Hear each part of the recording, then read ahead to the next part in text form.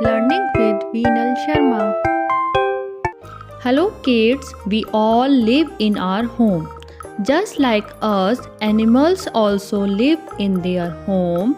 So today we will learn about animals and their homes. Let's start. Ant lives in anthill. Rat lives in hole. Dog lives in kennel. Fox lives in den. Bird lives in nest. Bear lives in cave. Cow lives in shed.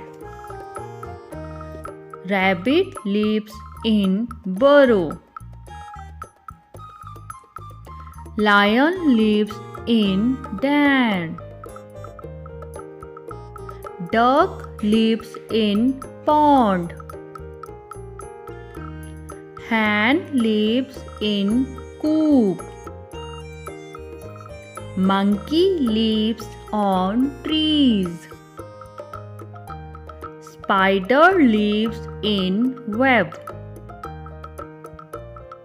Tiger lives in den. Horse lives in stable. Honeybee lives in beehive. Camel lives in desert.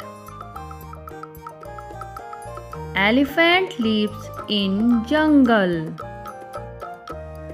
Fish lives in pond. Thank you. Bye bye.